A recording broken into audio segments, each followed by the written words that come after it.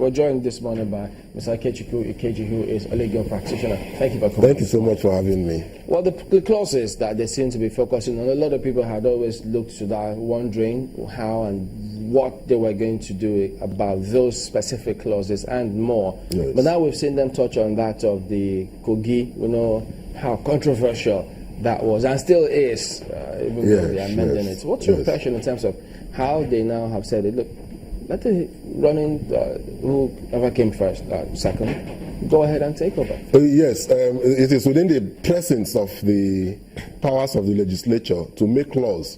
In point of fact, a legislature can wake up and say anybody who used to be a woman previously should henceforth be called a man. And that is the law. And all we need to do is to accept it as the law, because we have empowered them constitutionally to make the laws. So if the Senate or the National Assembly, as the case may be, decides that it is high time that issue regarding the Audu scenario, the late Audu scenario, is amended to reflect basic realities, or perhaps to reflect the decision of the Supreme Court in the Bello, the other man's case, in the Bello's case, fine and good. Ordinarily, it is fair that votes should attach to a candidate. Not to the party. Not to the political party. But presently, as it is. Presently, the interpretation is that it belongs to the political party. And that they are the ones that present the candidates. That they are the ones that present the candidate. That runs contrary, in my view, respectfully to the Supreme Court, to the express words used from Section 177 down to about Section 181 of the 1999 Constitution. The word used in those sections is simply candidate, candidate, candidate. In other words, when a candidate does not secure so amount of votes, something happens, something happens. That means that the vote, by the intendment of the Constitution, belongs to the candidates and not to the political party. But the way the court ruled, it's contrary to that's what I'm saying. I am opposed to the decision of the Supreme Court. It was so strange to me that the Supreme Court would lift votes belonging to someone and hand those votes to another person. A lot of people would have voted just because they wanted Audu to be governor. Such people may not have voted for APC had it been Bello that had been governor. I mean, that had been the candidate. In another breath, some people would have liked to vote for Bello, who ordinarily wouldn't have wanted to vote for Audu. That is a realistic situation. So the appropriate thing for the Supreme Court to have done that time was either to have called for a fresh election under the doctrine of necessity. In the law of contracts, I think they ought to have imported some of those common law principles. In the law of contracts, when somebody who has a right dies, the right dies with the person, and that is what we call law of necessity. By operation of law, the rights die with the person, and all rights disappear with regards to the person. So, by operation of law, the Supreme Court ought to have either called for a fresh election or asked that the elections be concluded either in favor of the people who are already candidates. The option there would have been that since you have died, the votes that you amassed die with you, and the election continues, and the next candidate who contested continue. But having said that, the essence of lawmaking, one of the principles of lawmaking is to cure mischief, to cure apparent defects. Do you think that the drafters or the intendment of that act was that there was any mischief in it? In which act? When they drafted the Electoral Act, they didn't, even though they say they didn't see that coming. Yes. But then could it be that they took advantage of the lacuna there? The party said, well, insofar as the law says we are the ones to provide a candidate, well, you still remain the running mate, but we will choose a fresh candidate in my view, to continue. In my view, there was no lacuna. The party was entitled to present a new candidate. But even though there was a running mate who everybody thought that died, just step yes, up. it could have been the running mate. The party, it could have been the running mate. Rights did not accrue to the running mate. But it accrued to the fresh candidate. No, it will not accrue to the first candidate either. No, but that's what they continued from. That's what the Supreme Court held. The Supreme Court held that the right that accrued to Audu would accrue in favor of the now new candidate that the party would have nominated. But our view is that the right dies with that person, and the party can nominate a fresh candidate. We'll take a moment. Fresh election. You know, they also say they have now resolved that part, wherein if a candidate dies just before the announcement of results, Senate has now put in there that the Independent National Electoral Commission suspend election for 21 days if that were the case, to allow for all those other preparations to go on. So at that time too, there were many who were divided, saying, well, go ahead. No, hold on. Someone had died. You had to do certain things, which was different from when, if a candidate had died before the elections began. The Electoral Act appropriately covers that one. But this party did not. Yes, I think I commend the Senate for this, because that, in my view, ought to be the natural course of the events when such a thing happened. Because you cannot rightly allocate somebody's votes to another person.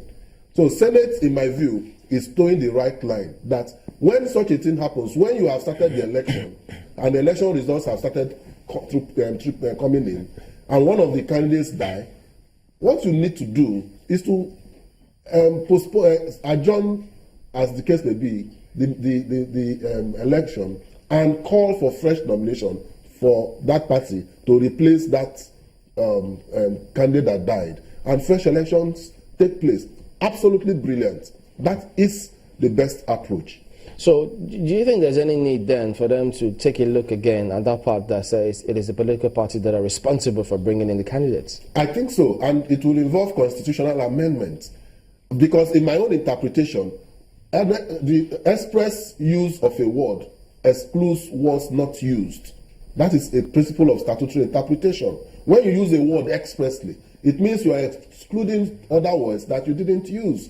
And if you look at sections 177 down the line to about section 181, you see that what the Constitution used was candidates. It never said political parties. That's in my, you know, I was thinking that this perhaps if this had also been before the Ondo election, would this have been able to help in the case of what happened within the PDP? Even though this is not a case of death, we're trying to look at candidacy now. A case of candidacy, sometimes when you bring up a candidate and they say this is the candidate for the political party, and the candidate perhaps is supposed to give its own list of agents for the party. And in the case of what we saw in Ondo State, he couldn't get a fresh list before election. So going back to the question Chamberlain asked, now we're looking at the supremacy of the party as against that of the candidate in some matters, in some electoral matters. How do you think this can be handled now that they're taking a look at the Electoral Act? I think it's a very easy thing. The Ondo State election has also thrown up another mischief, another lacuna, as the case may be. In my view, Yahaya Bello ought to have been allowed the opportunity to explore that 7-day window. The word used in the Electoral Act was the party may use the word may, but as soon as it says may, when the person takes that option, that discretion of nominating polling agents, the same Electoral Act continues to say INEC shall.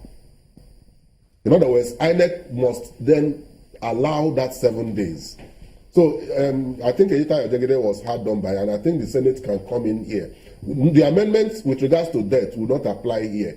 In this Yahaya Bello's case, you can say, okay, when such a thing happens, that every candidate should have at least a minimum period of perhaps 7 days, 14 days, 21 days, 30 days campaign window to be able to sell his or her idea to the public prior to the election. That kind of amendment will take care of the defect, the defect that is noticed in the... That also touches on something the Deputy Senate President says in a separate scenario in Abuja, I think about early primaries, but we'll come to that hopefully in a moment. Yes. Let's get over to Mark, but she's got a question. Mark? Well, the suggestion you just put across, Mr. Ikeji, will definitely have implications, because we must note that this will affect all political parties. So if, 5 political parties have their squabbles, over candidates, that could affect the timing for the elections. Or don't you see that that could be a problem? That's on the one hand. On the second hand, what role then do you see for political parties?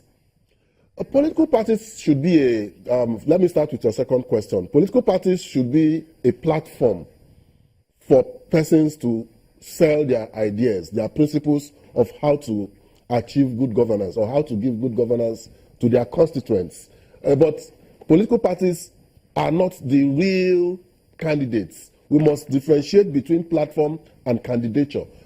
Candidate is the person. It is the person that you listen to. For example, if it is not the person, you will not have a situation where you say a person must be more than 35 years old to contest for a position, or a person must have a certificate, or a person must belong to a political party. So it is to the person. We must realize that elections are majorly about who is contesting. A majority of people vote according to who is contesting. People that vote for the party mainly are party members. So I think that it is proper to always to allocate the votes to the candidate. That's the second question. Your first question, I don't think it will affect other political parties. In the spirit of equity and justice, the intendment of the Electoral Act actually is that candidates should campaign. Yes, political parties will campaign, but one candidate may have a different